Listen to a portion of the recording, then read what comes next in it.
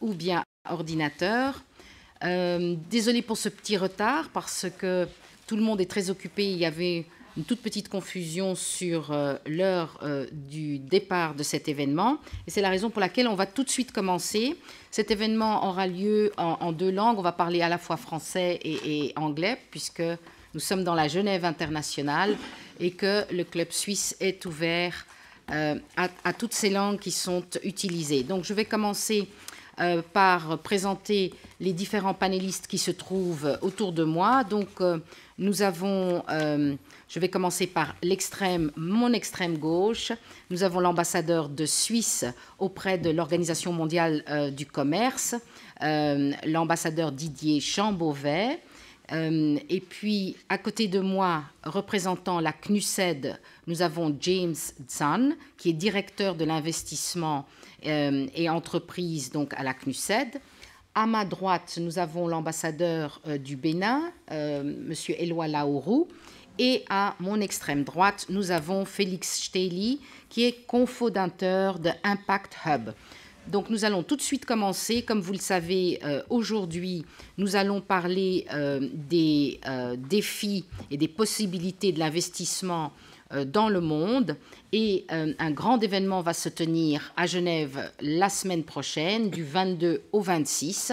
C'est certainement non seulement le plus grand événement de l'année 2018 ici à Genève, puisqu'il y aura 14 chefs d'État et chefs de gouvernement qui vont être ici, mais c'est aussi un des plus grands événements que Genève reçoit depuis plusieurs années. Alors, je donne tout de suite la parole à Zhan qui va nous brosser le contexte dans lequel va se tenir cet événement. James, the floor is yours. Merci, Catherine. It is indeed an honor for UNCTAD to be here, to be with you, the Swiss press and the development stakeholders, to discuss this important issue, investment for development, and to discuss, and for me to present together with His Excellency Ambassador Chambovey for our joint endeavor of this World Investment Forum, which will be held next week. Allow me just to give you a bit of the background. The World Investment Forum is taking place at the times of triple global challenges. The challenges of sustainability, meaning the whole world is making an endeavor to achieve the sustainable development goals that's endorsed by the leaders worldwide. And the second challenge relates to the new industrial revolution driven by AI and the digital economy. And this has created kind of tremendous challenges and due to its impact on development, both positive and negative. And the third challenge relates to the erosion of multilateralism. There's a huge risk of kind of backlash on globalization, or we call it kind of retreat from globalization. So these are the triple challenges. Therefore, investment policy making is at a crossroads. And this we can see that the governments are reflecting, are revising their investment policies, their investment policy positions, both at the national and the international levels. So this is the critical time that we have this global forum that to gather the highest policymakers, the policymakers at the highest level, and also the gathering of all investment development stakeholders. We talk about not only the policymakers, but also business at the senior level, including the executives, and also civil society and academia. So we have all players to work together in the area of investment to discuss these challenges, to come up with new policy directions, with new measures and ideas for formulating new measures for achieving sustainable development through investment. So this is the times that we have this forum. And the forum, this UNCTAD World Investment Forum, was established in 2008. So this is the 10th anniversary. If we look at the time when the World Investment Forum was established, it was right in the middle or at the beginning of the triple global crisis. The triple global crisis relate to the financial crisis, the food crisis, and the fuel crisis. So that was the triple crisis that bursted in the middle of 2008 when UNCTAD convened its World Investment Forum. And indeed, the forum played a role of addressing all these challenges and come up with policy solutions. And this is in the same vein of today, we're trying to achieve such objective. And I'm sure it will be. As Klvin mentioned earlier, this is the largest event in Geneva for this year. And in fact, it is also one of the largest in Geneva over the past years. It's rare to have so many heads of states and so many policymakers at the ministerial level coming at the same time to one event. So that is the fact. And also to have so many business executives from the full spectrum of global investment chain. What I mean by global investment chains, I mean key players from the upstream, what we call the capital market, to the downstream of those business people making investment on the ground to generate impact. If we want to achieve sustainable development goals and to achieve inclusive growth worldwide, we need to mobilize all the actors along the investment chains. And this investment chain starts with the fund owners, start with fund managers, start with the managers of the capital markets, like executives of stock exchanges, the bond markets, the private equity investors, to mobilize the capital and to channel them into the sustainable development sectors. And then we need the downstream, the policymakers and the foreign global companies and SMEs to make sure they prepare the pipeline projects on the ground in the sustainable development sectors, in the SDG-related industries, such as public health, education, infrastructure, and other public services, rural development. So we need actual entrepreneurs and investors to invest on the ground. And all these players along the investment chain, that also include the security regulators, the market regulators, include the policymakers, and include all those practitioners, the lawyers, the locational experts, and we also need people like academia with multidisciplinary approach, like international law faculties, international economics faculties, development economic faculties, and international business faculties to work together to come up with policy agenda to provide backstopping to the policy decision making. So we have all the stakeholders here to work together to address the triple challenges and to come up with the solutions. So far, we have got close to 6,000 investment development stakeholders registered. And thanks to the Swiss government providing all types of support, financial, logistics, and also at the policy level, that we work closely as partners to make it successful. So we are very happy to make UNCTAD's contribution to the vision of the Swiss government. I think Ambassador Chambovey will elaborate on that, to make Geneva as the global sustainable development financing hub. And that's where we are making a contribution. We work closely with the Swiss government to realize their vision. And I'm looking forward to your participation. I'm looking forward to facilitate your participation for the next week. And I think I won't take you much time because our ambassador is going to also give you his perspective on this. Thank you very much. Thank you, James. So, like you just told us, we'll give now the floor to the ambassador Didier Chambovey, ambassador of Switzerland to the WTO, the World Trade Organization, but also to the European Free Trade Association, EFTA. So, Monsieur l'ambassadeur, je vous en prie, si vous pouvez nous dire quelques mots sur l'événement, mais vu de la Suisse.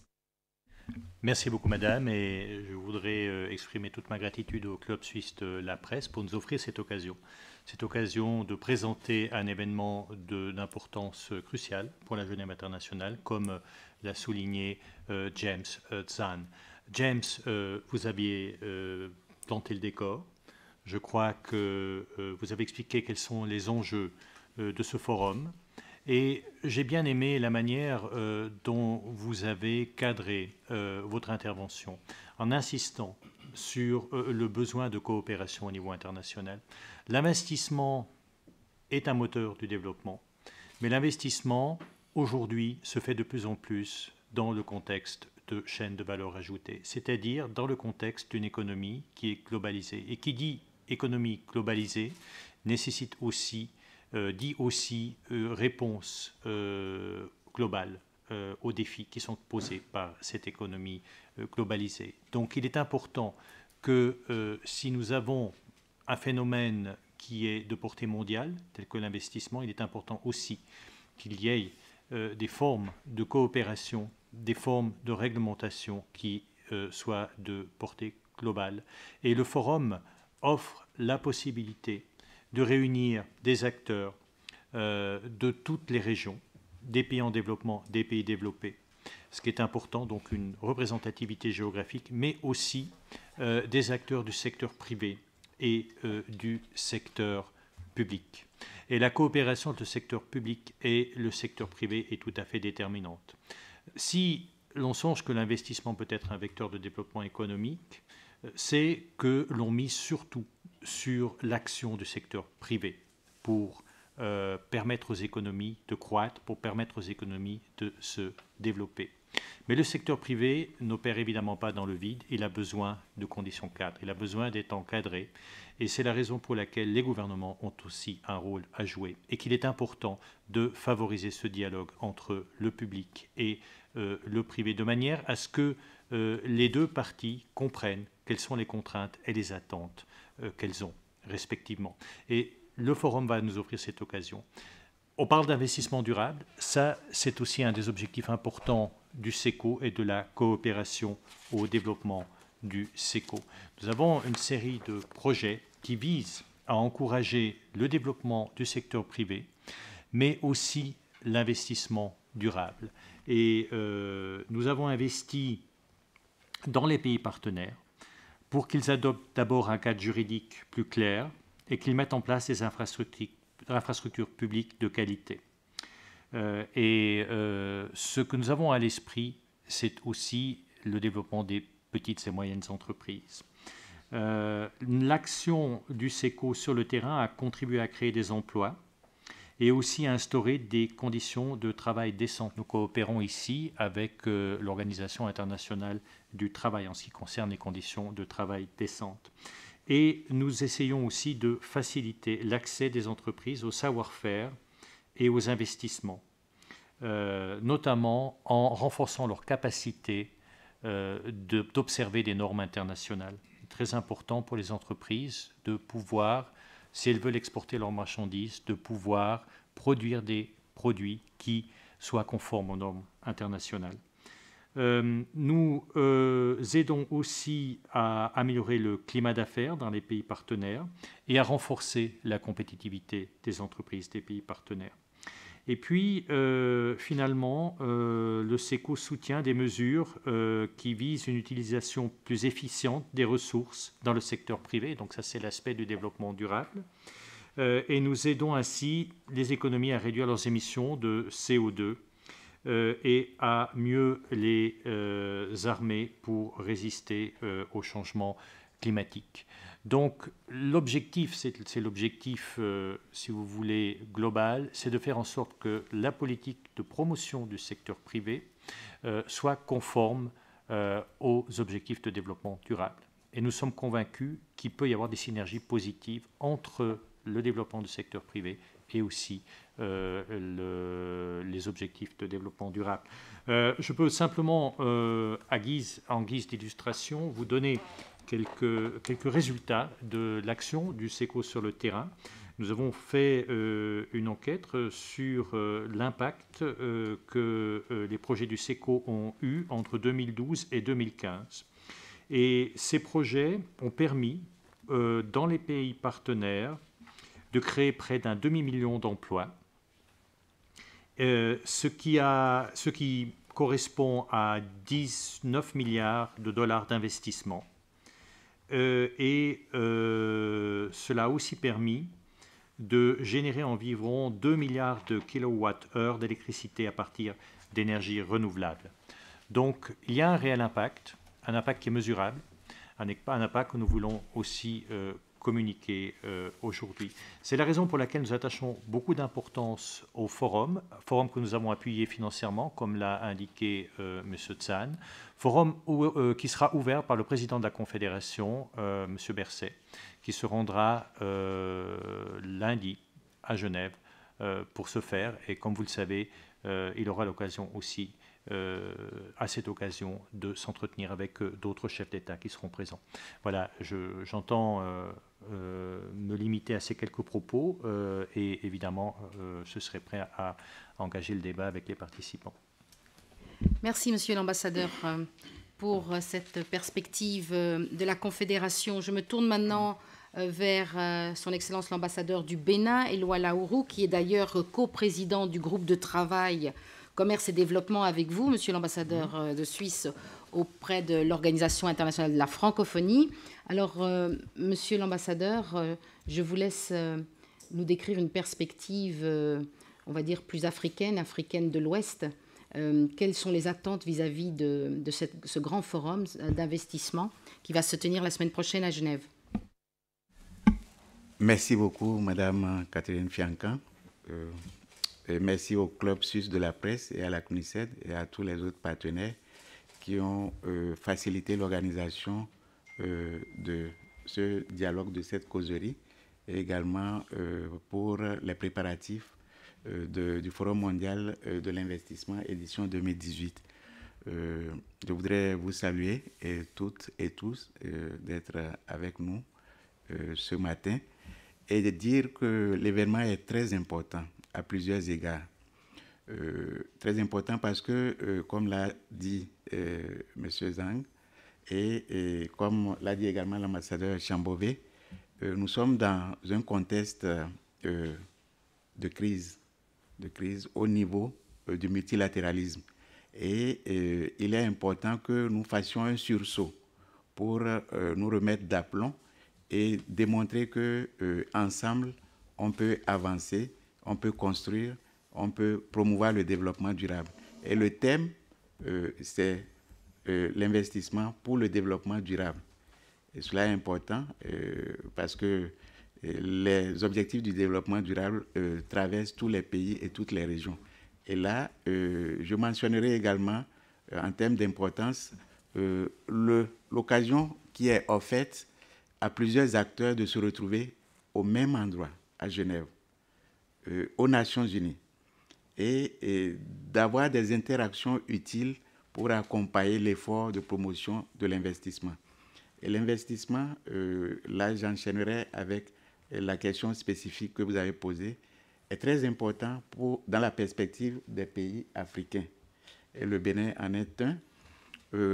Nous sommes dans l'attente forte d'attirer des investissements, d'avoir des flux d'investissement et en cela, nous devrons continuer à nous organiser pour améliorer l'environnement des affaires, également travailler pour développer des infrastructures d'accueil, des activités de production de biens et de services, également améliorer les conditions sociales. Je parlerai par exemple de l'éducation, des questions de santé et autres. Et la sécurité en est un facteur important également.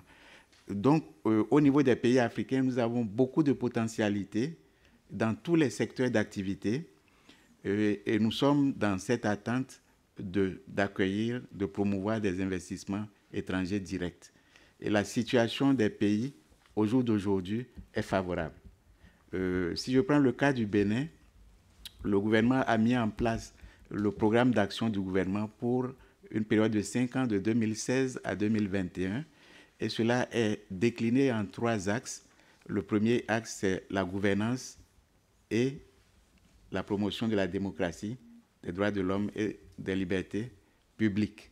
Et nous travaillons pour rassurer les investisseurs que le Bénin reste un pays démocratique et les investisseurs vont dans des pays, dans des régions où il y a la paix, la sécurité, la stabilité.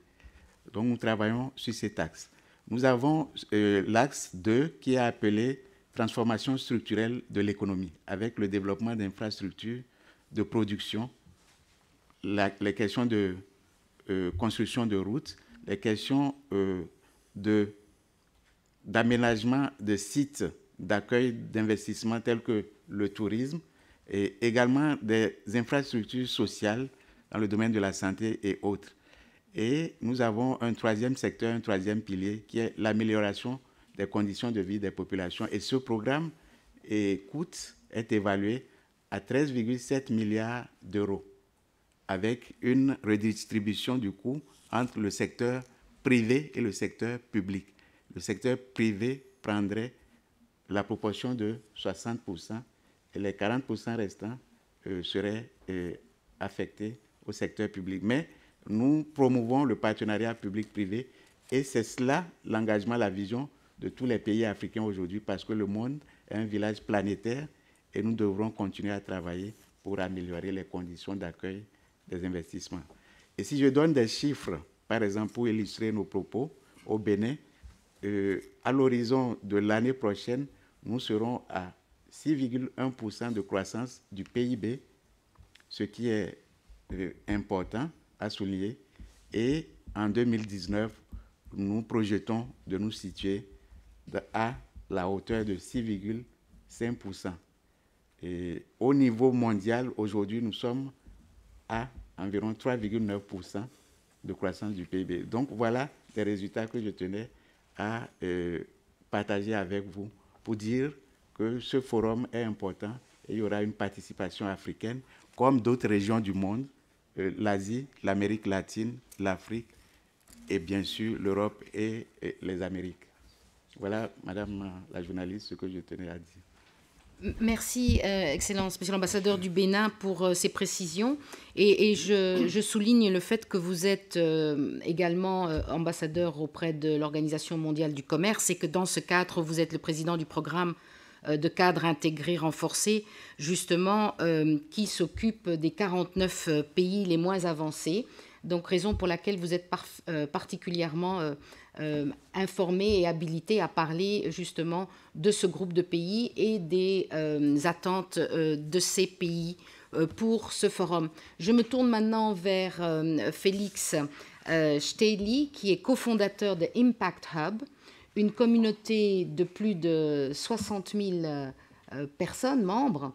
Vous êtes très actif. Alors, est-ce que vous pouvez nous expliquer? Could you please explain us what it is about, what this Impact Hub is about, and how this UNCTAD Forum, Investment Forum, is important for you? What are you expecting from it?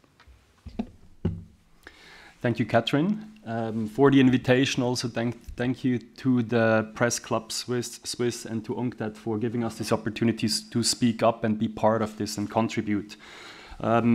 co-founder of the Impact Hub in Geneva and in Lausanne, representative of the Impact Hub Global Network. We are building infrastructure, physical spaces to collaborate, to incubate and to accelerate any idea from anyone privately, professionally, or as a representative of an organization, any sector go, who have ideas developing, contributing to the SDGs.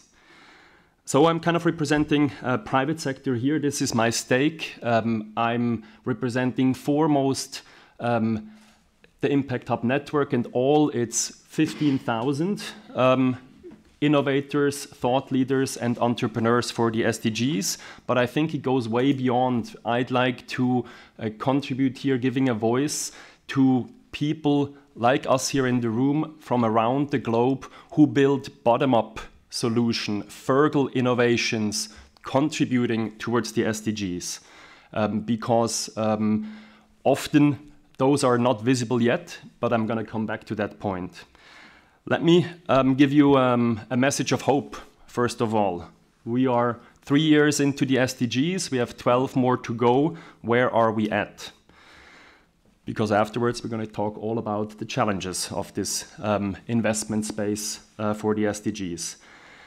So the Climate Bond Initiative earlier this year stated that in 2017, 155 billion worth of issuance of green bonds have happened. This is an initiative that started a couple of years before. It has increased its volume of issuing green bonds almost exponentially. In summer, Accuracy in London publishes an article that says nearly half of the global reinsurance companies are now divested, some or all of their assets from coal. Almost half of the world reinsurance investment sector. Think about that.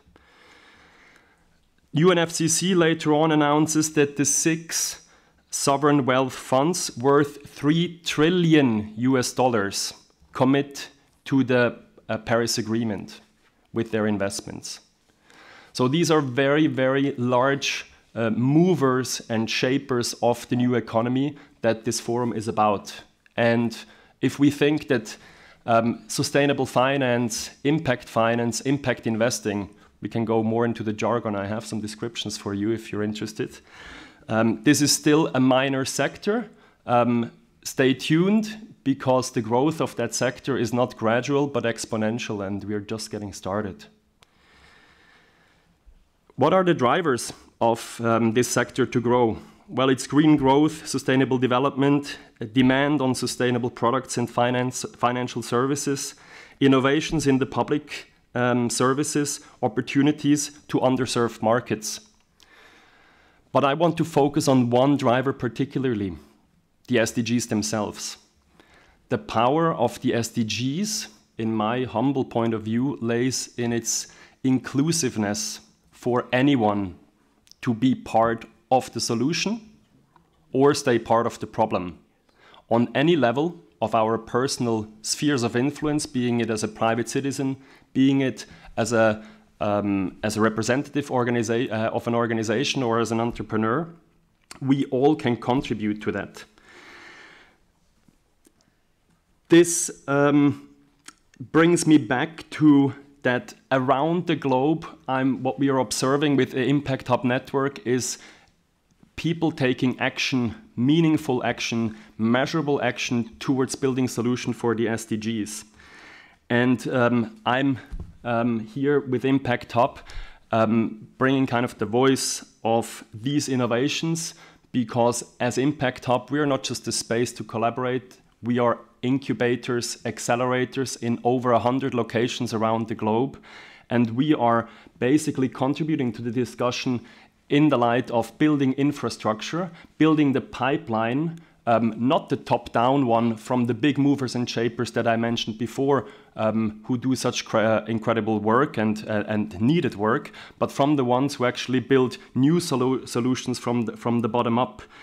And shedding light on the fact that building infrastructure, the infrastructure itself also needs financing.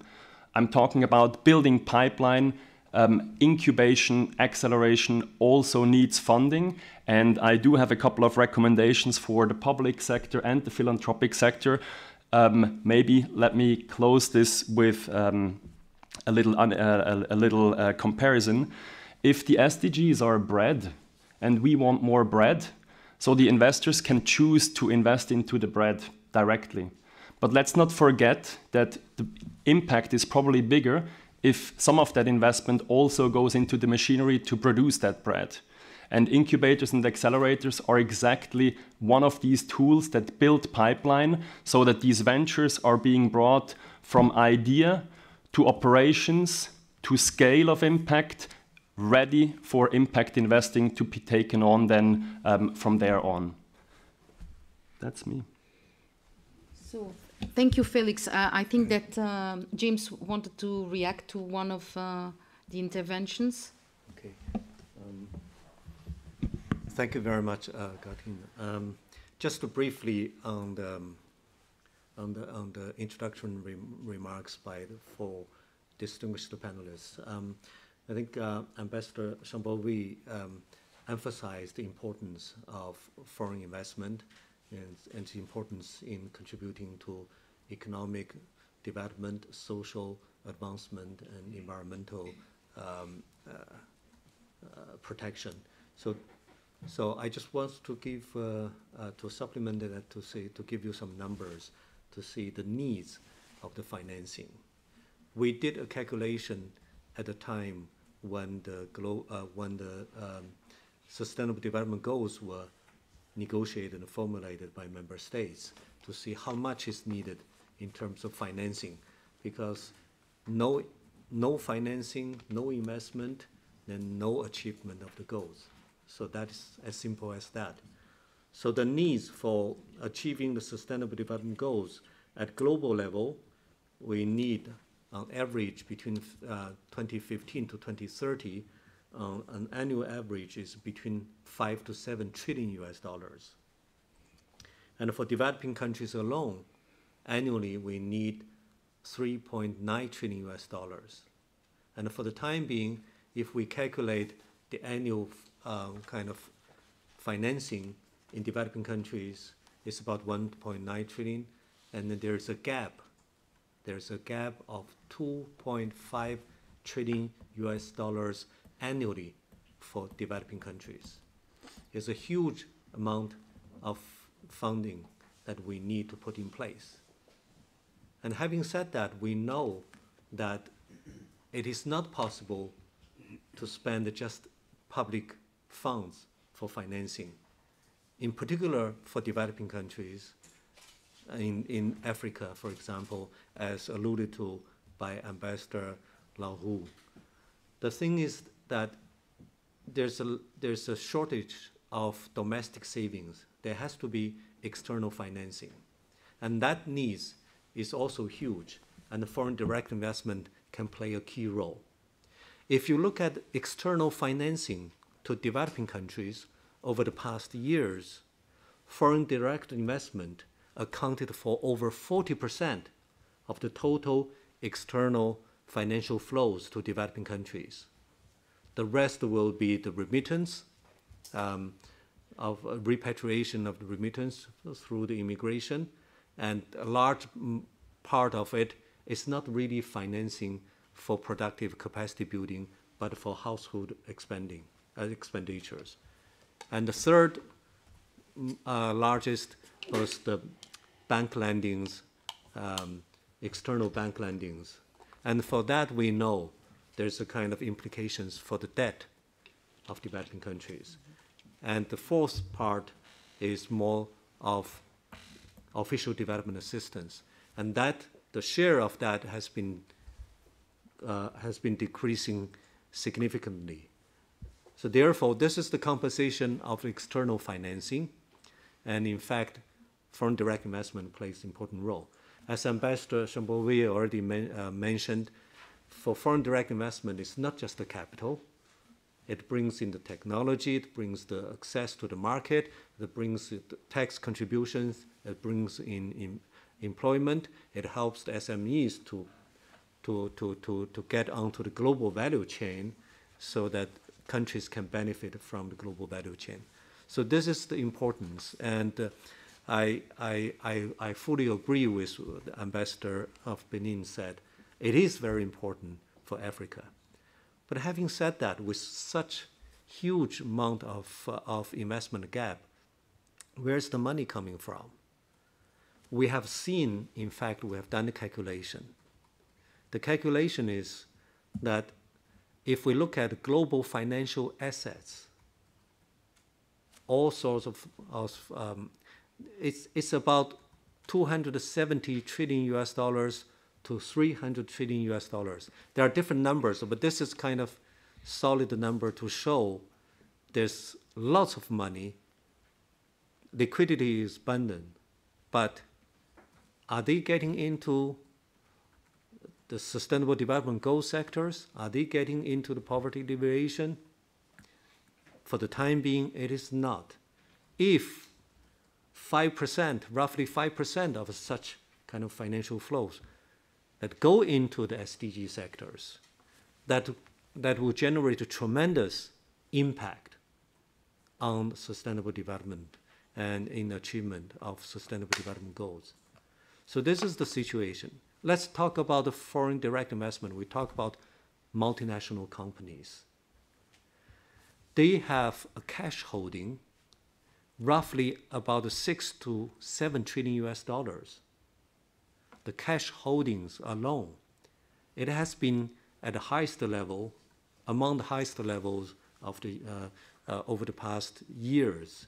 And if part of that is used as investment projects in public health, in education, in rural development, in infrastructure, in developing countries, in Africa in particular, in these developed countries, that will make a tremendous impact that the ambassador of Benin has been expecting.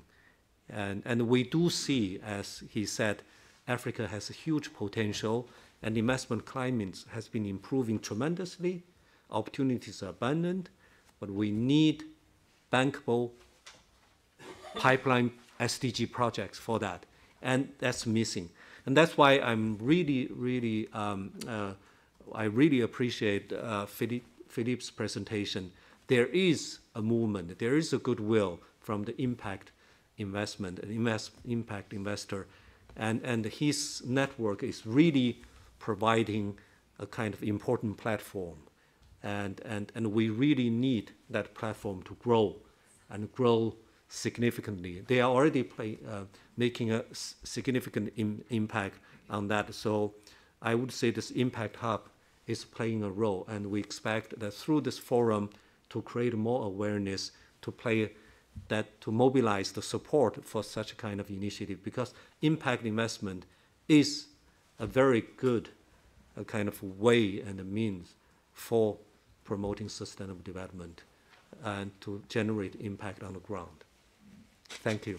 Thank you, James. Before turning to the room and see if we have some questions, I would like to tell people that if they want to have more details about the program, they can go on the internet and write World Investment Forum in one word .unctad.org, and you'll have the opportunity to know more about the program and the speakers that will be in town next week.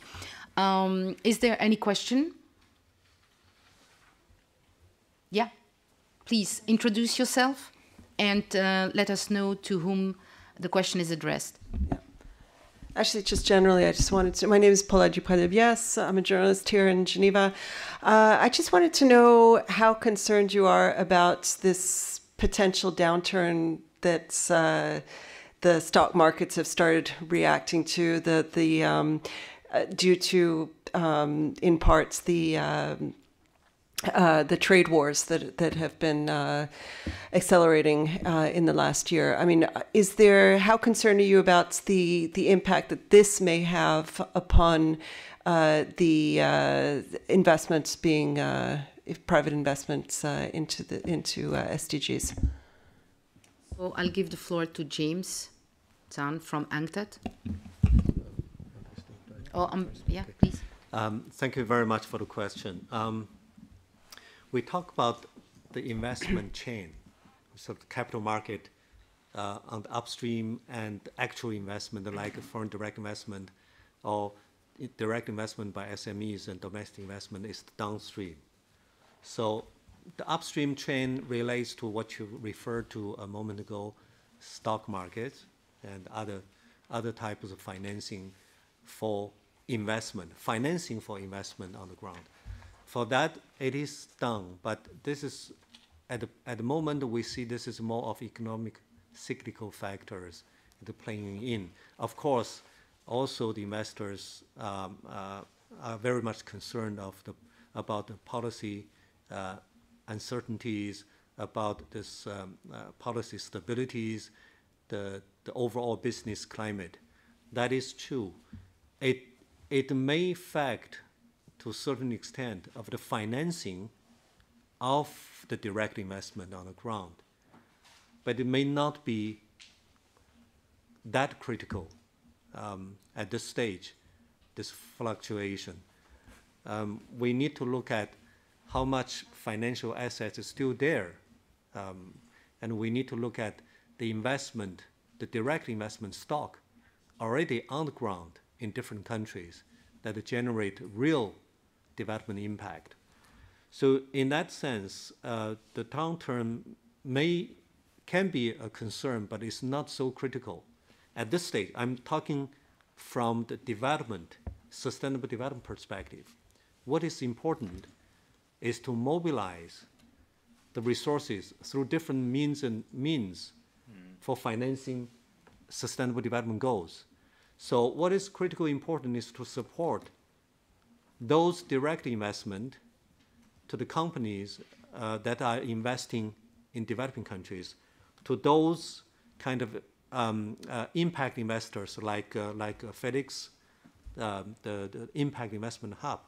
And they are really investing on the ground in those critical sectors and industries that needs investment for sustainable development. Yes, Mr. Ambassador. Monsieur l'Ambassadeur. Yes, I think in the short term, probably, I mean, the fact that the equities plummeted at the beginning of the week was more related to the interest rise by the Fed than to structural issues. And you've seen there has been a recovery yesterday. I mean, everything was growing. The main indexes were on the positive side. But I think what is important to investors in general, and I'm not only speaking about economic development and in particular investment in green technologies or in sustainable projects, but in general is a climate of predictability. And it's probably the impact that the current trade tensions is having on the investment climate. And according to some reports, it seems that investors are holding back their fire because they would like to see what is coming next. That's the reason why it is very important that we find solution to this crisis and that we overcome this crisis. There are discussions going on in different quarters, and we hope that that solutions can be worked out. And any other question for the moment? No. So I would like to go back to the program also. In the program, dans le programme, il y a des éléments très intéressants. Il y aura entre autres un événement concernant les femmes et la remise d'un prix pour la meilleure femme entrepreneur. Je vais me tourner vers l'ambassadeur du Bénin, son Excellence Laourou, pour nous parler justement de l'importance du digital et de l'importance aussi des femmes, particulièrement en Afrique. Merci beaucoup, Madame Catherine Fiankan, pour cette inclinaison. Ce sont deux aspects très importants de l'activité économique et sociale aujourd'hui. Donc l'économie numérique et le commerce électronique irradient notre quotidien. Et c'est important que dans le programme du forum, des activités soient prévues pour traiter de cette dimension. Qui d'entre nous, chaque jour, ne consulte pas son compte bancaire ou ne fait pas de commandes en ligne? Ou qui d'entre nous ne recherche pas d'informations sur les opportunités d'affaires ici ou là, ou en termes d'administration au niveau local ou au niveau du pays ou de la région ne s'informe pas? Donc, nous utilisons les applications du numérique dans le domaine de la santé également, dans le domaine des transports, de la communication, de la sécurité et de l'assainissement, de la construction du logement et surtout la plus-value. Donc, c'est pour cela que la création d'emplois aussi au milieu des jeunes et des femmes, le numérique est important pour stimuler et amplifier le mouvement auquel nous assistons actuellement. Et cela vaut aussi bien pour les pays développés que pour les pays émergents, les pays les moins avancés et les petites économies vulnérables. Nous sommes tous concernés par le numérique et nous devons continuer à travailler dans ce secteur, public comme privé. Et s'agissant de la dimension autonomisation des femmes, les activités qui se mènent dans les pays et les régions sont très importantes et nous connaissons le rôle des femmes au quotidien dans la vie économique et sociale. Au Bénin, par exemple, le commerce est tenu de maître par les femmes. Et le grand marché international de Cotonou est tenu par les femmes.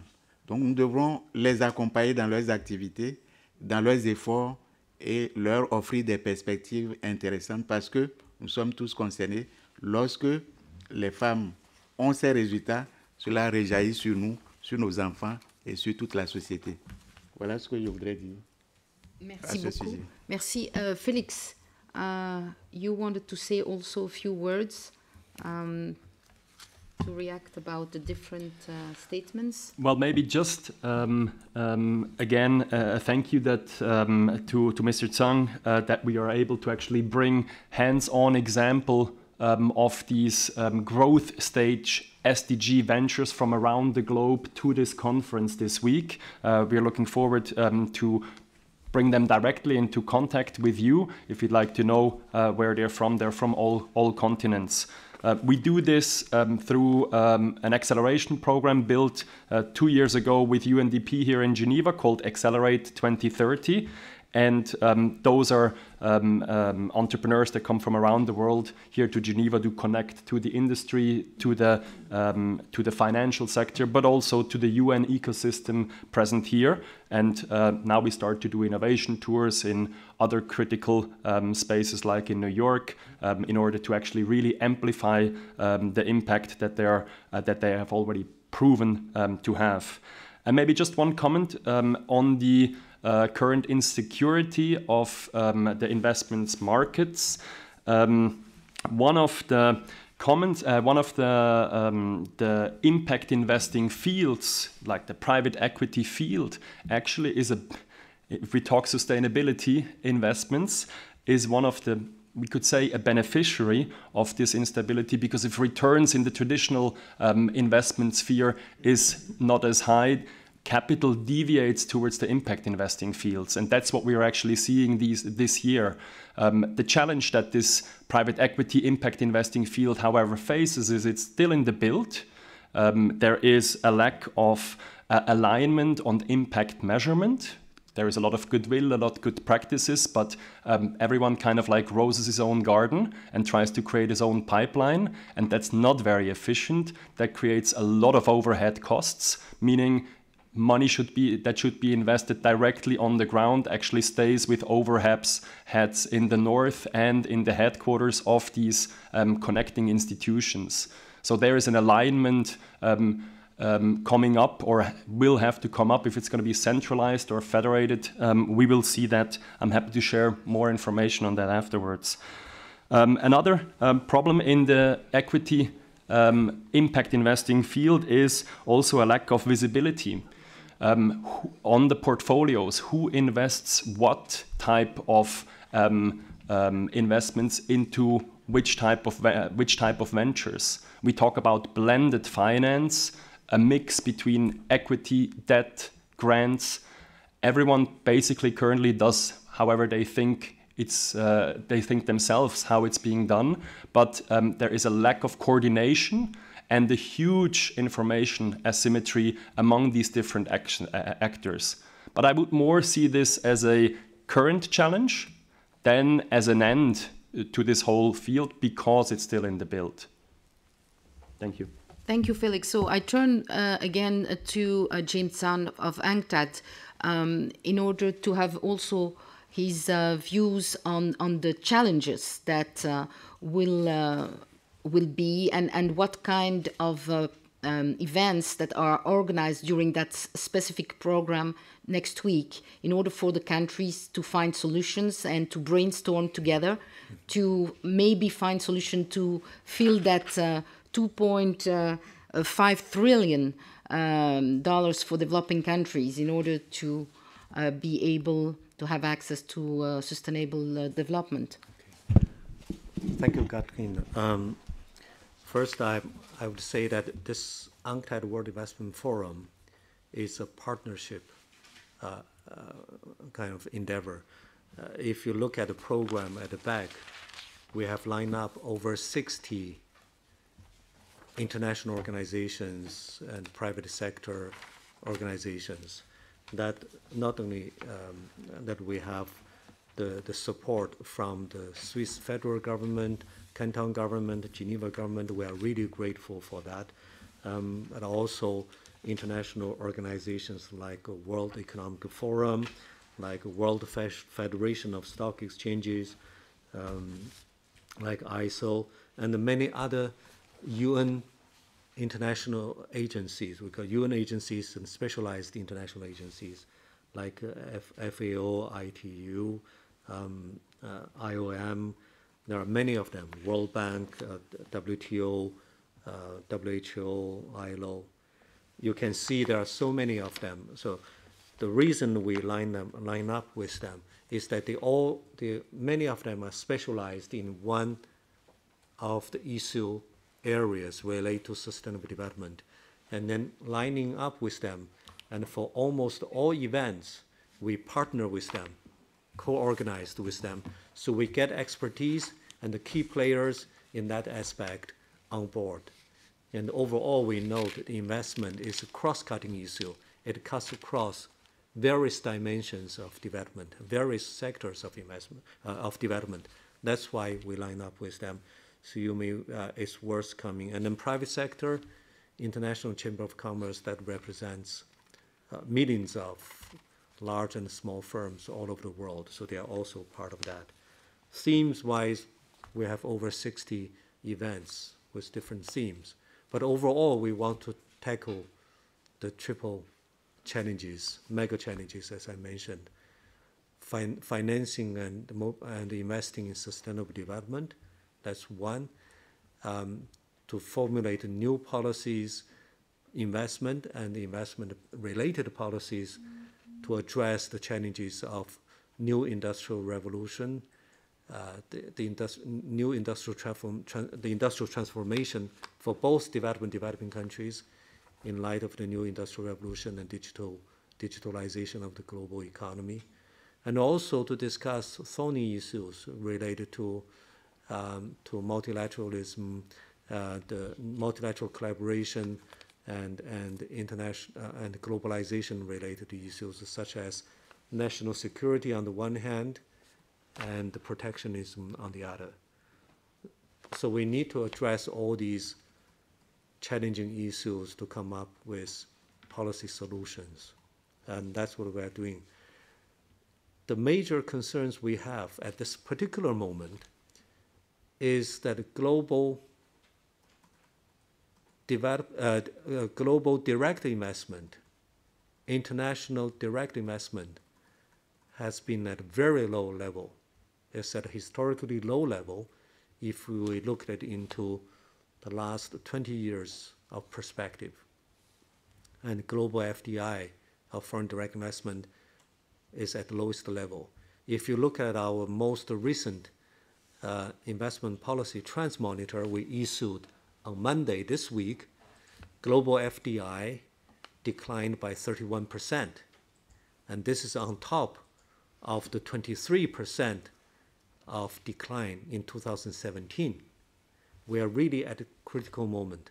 Ambassador Chambovey mentioned about the importance of such investment as an engine of economic growth, as a kind of a key drivers of economic globalization, and we see the weak growth of, or even the decline of the global investment, including into the developing countries, or even though for the first half of this year, the decline was much less than that of the developed countries. It's about 6%, but that was on top of the decline of last year. We have to bear that in mind. That has a serious impact. How do we reverse the trends remains a big challenge of next week's discussion. So that is very important for us. Why it is important, Ambassador Chambovey mentioned that already, and for us, foreign investment is a key driver for global value chain growth. So the weak global investment expansion affected seriously the expansion of global value chain, therefore affects the trade growth at a global level. If we look at the global value chain growth in the 90s and the first 10 years of the century, the global value chain growth was steady. And according to our calculation, that what we call global value chain participation in global trade, it was around 31% between 2011 and 12. That was peaked from 20% at the beginning of at the beginning of 1990. But then it became flat, stagnated until 2016, 2017. And by the time of last year, the value chain growth was declined by 1 percentage point, 1 percentage point. Mm-hmm. So it could be that economic globalization is at a turning point. It remains to be seen, but it's worrisome. Global trade is carried out mainly by global value chains. Global value chains accounted for close to 80% of global trade. Ambassador Chambovey mentioned that already. But then for global value chain, it depends on the multinationals' expansion of their investment. So the investment is weak, and there's a stagnation of the expansion of the global value chain. So that is the relationship we see, and we need to boost global investment. And then that's why at the right moment, with this downturn, we need international community to discuss ways and means to boost international investment and to ensure investment are channeled to the sustainable development sectors. Thank you. Thank you, James. We'll take one more question from the floor, and then we're going to wrap up. Yeah, hi. I'm a journalist for a Japanese economic newspaper, Nikkei. I don't know how to really formulate this question, but you talked a lot about investment, how important it is to make the sustainable, the SDG attained. I've interviewed some of asset management funds in Geneva, and they really have those new funds that they call green funds, but it's a very, very small part of what people invest in. Maybe the problem is that it doesn't have a strong return. Maybe the return is not strong enough. That's why there is no investment in this kind of funds, unfortunately. So my question is not really a question, but it seems that there is no solution if people are just keep in mind the short-termist return on investment. So maybe we need a total change in culture in the way we invest.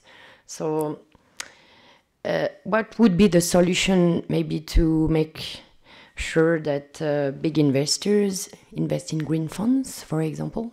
What could be the solution to make it more attractive? Because Mr. Stähli from the Impact Hub mentioned that there is a lack of coordination and transparency in this kind of investment. So what would be the solution to attract big investors? Okay, so there are many people here around me that would like to react to your question.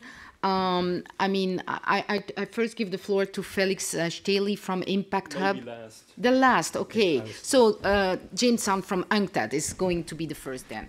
Okay, thank you very much. I think this is a very important question. We are in such a dilemma. What is the dilemma?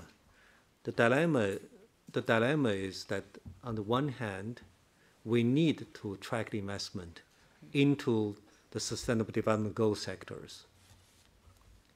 And on the other hand, we know that in these sectors, the risk-return profile for business is not so attractive. That's one dilemma. The second is that governments want to attract investment into these sectors, but these other sectors are very sensitive. That's why they are less liberalized, less open. If you look at foreign direct investment policies in the area of education, health, infrastructure, rural development, these are the areas, in terms of sectors, they are less open to private sector, and in particular to foreign investment, compared with other sectors like manufacturing, like some of the service sectors.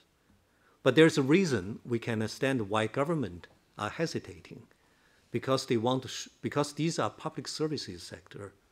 What they want to make sure is that the goods and the services produced and supplied, provided by the private sector, that can be affordable and accessible by the poor population. That is all about in sustainable development, inclusive growth. So that's why they are cautious. So we need to strike a balance between attracting foreign investment on the one hand, and then ensure that investment produced and goods and services are affordable and accessible by the poor and serve the development objectives. So there's a delicate balance, and that needs innovative ways and means and policy measures to be in place. So this is a policy dimension of the dilemma.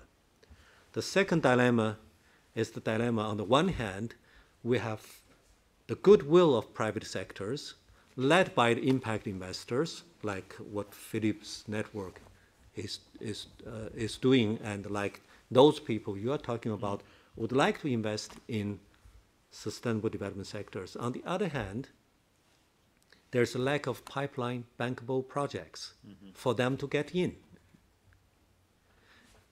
And for this, on many occasions, I've been confronted with such a question by the goodwill investors, saying that where are the SDG, quote unquote, SDG pipeline projects for us to get in?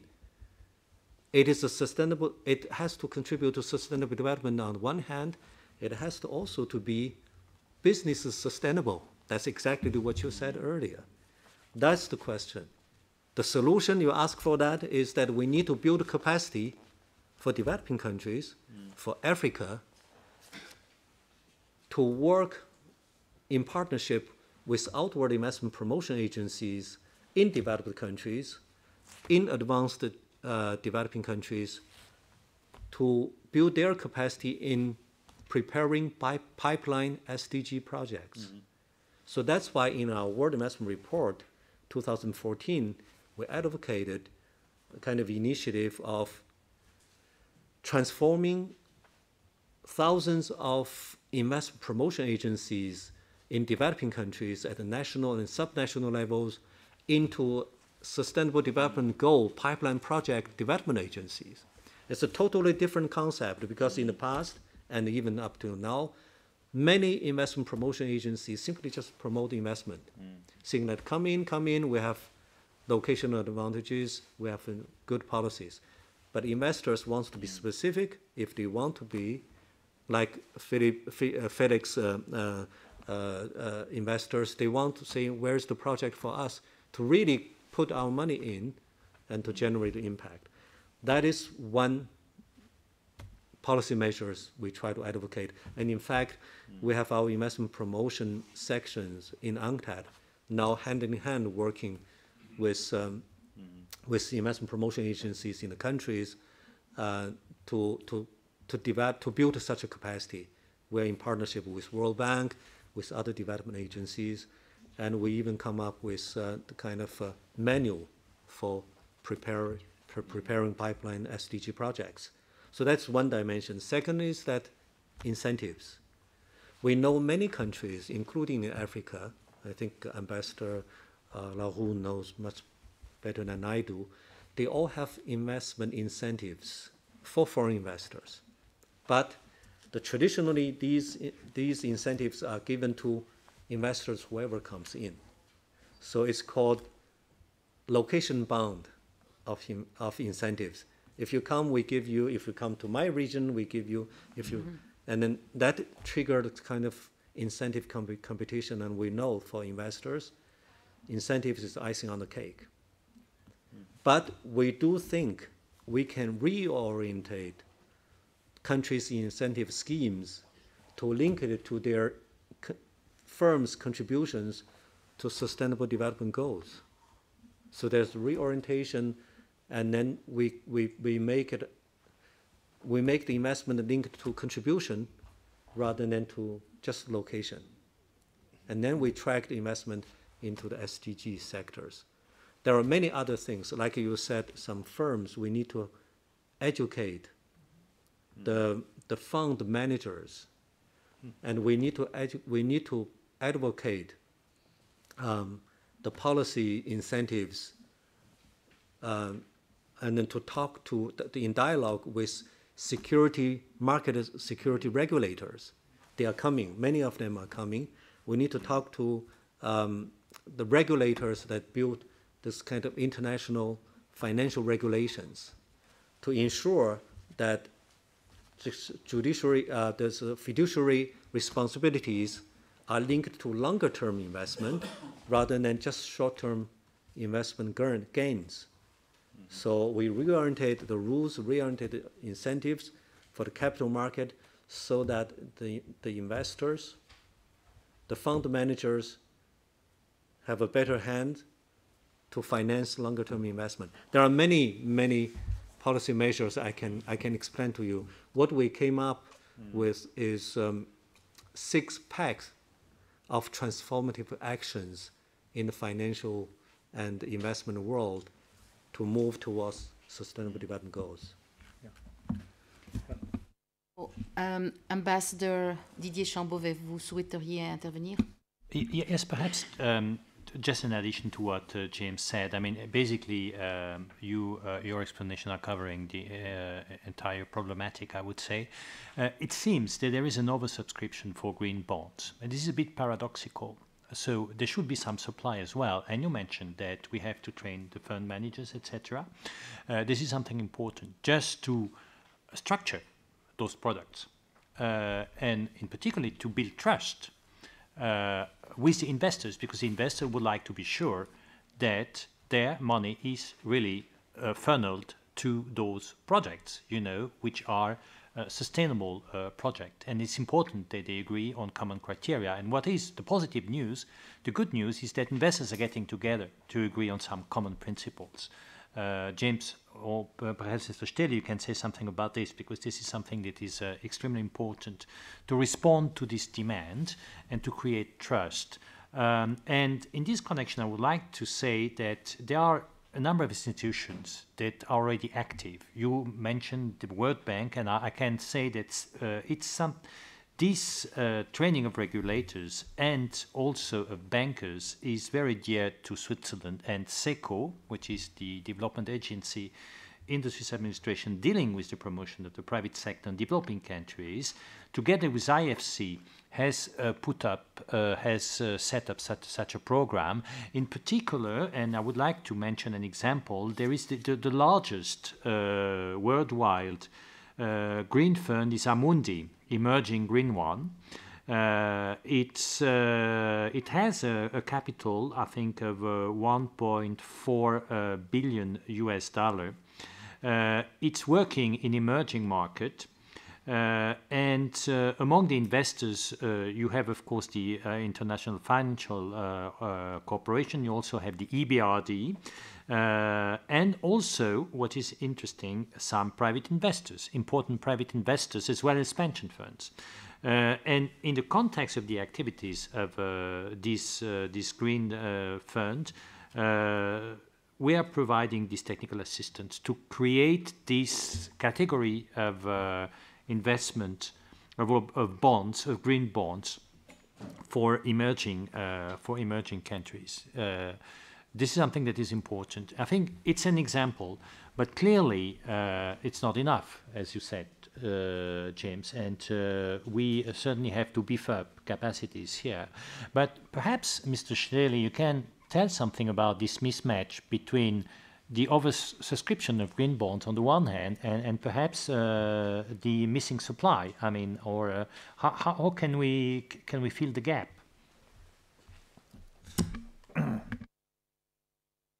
I can take half of it. I can't talk about the oversubscriptions of the bonds, but the good news is Climate Bonds is partner of the conference, so I would assume they are going to be present, and I think it's a question to directly ask to them. What I know is that their impact measurement system is rigid and rigorous, and the details we need to ask them directly. But let me maybe get back to what I've heard from both of you, Mr. Ambassador and James Zhan, about the building pipeline issue, about the risk-return ratio dilemma that seems to be less attractive in the impact investing field, opportunities field, and also the bankable projects pipeline issue. Here's a thought, and it's not mine. It's out there by other people, done already, and it's not that new, but still.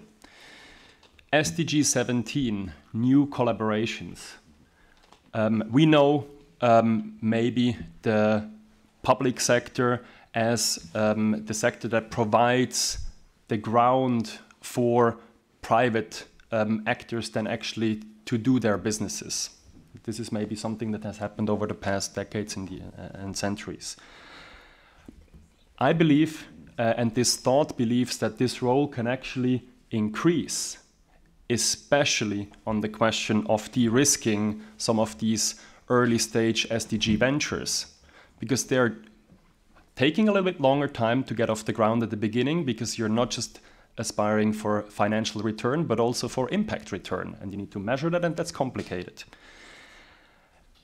Providing financial instruments out of the public sector, out of the philanthropic sector, let's say foundations, who in return have not an aspiration to get financial profits, but actually want to build infrastructure, want to build ecosystems, want to build industry. They are uniquely positioned, both the public and the philanthropic sector, to start acting as early stage investors. How about there is the public sector going forward building more repayable grant instruments? So basically, rather than just giving money away and asking for a report back, they can give the money away, invest it, get the money back over time, that they can reinvest it again and get the impact report on top of it. Repayable grants, convertible grants, convertible debt, social impact bonds. I'm not saying that they are the only ones who can issue those, but they're definitely well positioned because they're by DNA not needing the financial return, but actually can recycle that money over time because it can be paid back. It's maybe just not with huge profits, but it can be paid back. And one example of that is a German development institution that acts for 50 years. It's called DEG. They are doing this work since the 60s and don't use public money anymore. They build up a portfolio of reinvesting money in these type of forums and have built such a huge, have built millions of investable money that actually proves that concept. Monsieur l'ambassadeur du Bénin. Merci beaucoup. C'est un sujet passionnant, donc le financement des activités qui promeuvent le développement durable, donc le lien avec l'environnement et la durabilité. Je suis passionné de cela et la journaliste Madame Catherine Fiankan en sait beaucoup de choses. Nous aurons une séance ici encore, un dialogue sur les questions de lien entre la gouvernance, l'économie, l'environnement, le social. Pour répondre à votre question, je dirais qu'il y a beaucoup d'opportunités. Il faut travailler dans la promotion du partenariat public-privé. Cela a été dit par mes prédécesseurs. Si nous allons dans des secteurs bien ciblés, vous verrez qu'il y a du financement qu'on peut lever. Donc, en faisant des montages de projets intéressants, je donne trois exemples. Vous prenez le secteur de l'assainissement. Dans les pays développés comme dans les pays en développement, il y a à faire pour assainir le cadre de vie. Et cela a un lien avec l'état de santé et également l'attractivité pour les visiteurs et le tourisme. Avec les gouvernants au niveau central comme au niveau décentralisé, les communes, les villes, ici en Suisse, comme dans les pays en développement, comme cela participe de la durabilité, on peut faire des montages. Je prends l'exemple du maraîchage, les légumes, les fruits et autres. Il y a l'assurance pour, disons, sécuriser les activités des producteurs dans les pays en développement. Et il y a plusieurs pays qui sont intéressés. Les banques régionales au niveau des pays en développement peuvent faire des montages de projets, de programmes dans ce secteur avec le secteur privé et également avec la Banque mondiale et la Société financière internationale. Nous sommes en plein dans le domaine des montages de projets, des financements et des conditionnalités de financement. Le travail des artisans. Au Bénin, par exemple, nous avons un programme d'assurance pour regarder les conditions de travail des artisans. Ça s'appelle assurance renforcement du capital humain. Et là, les aspects de cadre de vie, d'environnement sont pris en compte parce qu'un transporteur, au niveau de la ville, s'il utilise une voiture ou un bus dont les conditions ne répondent plus à celles de la durabilité, il faut l'aider à changer ce moyen de transport. Et cela, à son seul niveau, il ne pourra pas assurer. Donc, il faut mettre ensemble le secteur public, le secteur privé. Et notre ami Stähli a parlé également des fondations caritatives. Donc, c'est tout un montage avec des perspectives et vous pourrez entraîner les acteurs dans le secteur du financement de la durabilité à avoir ces ressources. Et au niveau du BIT, il y a un programme sur les emplois verts. Donc, c'est quelque chose qu'il faudrait regarder aussi. Je vous remercie. Merci beaucoup, Monsieur l'ambassadeur. Je vais maintenant donner le dernier mot à Monsieur James Zhan. So, James, the floor is yours for the last word. Maybe to attract some more people to that forum. You already have 6,000 people registered. Yeah. Many thanks, Katin. First of all, thank you very much for organizing this important event. And we are very happy and honored to be a partner to this important event. To say the least is that we are really in the challenging times. And the challenging times of major transition. In a sense, there's development paradigm shift. Policymakers are really active in formulating new policies to address key and emerging challenges, and they need directions, they need experiences, they need ideas. And this is the time for them to gather together and to also listen to the private sector, to listen to the civil society, to listen to many other development stakeholders, and to work together. And the World Investment Forum provides such a platform. So that's why we call it, this is kind of multilateral platform to mobilize multiple stakeholders to come up with multilateral solutions to the key and emerging investment for development challenges.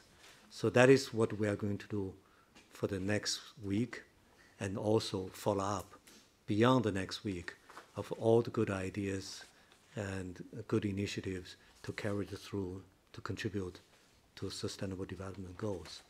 And I wish to take this opportunity to thank the Swiss government and to thank the Economic Commission of Switzerland providing the support to have such a kind of very efficient and effective partnership. And if the forum is successful, it is our joint success. And I also wish to acknowledge that the distinguished panelist, Ambassador Benin, and also the co-founder of the Impact Hub, Felix, for joining us for this event. And I also acknowledge Edward. He has been working day and night, calling our colleagues, sometimes in the middle of the night, sending emails to sort out many organizational problems. And our chief of press office and outreach, Jonathan, he has been working very hard in promoting this event and even giving us lots of advice on how to best effective.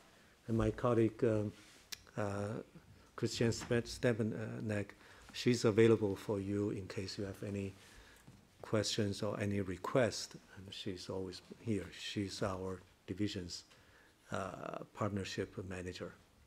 Thank you again, Catherine.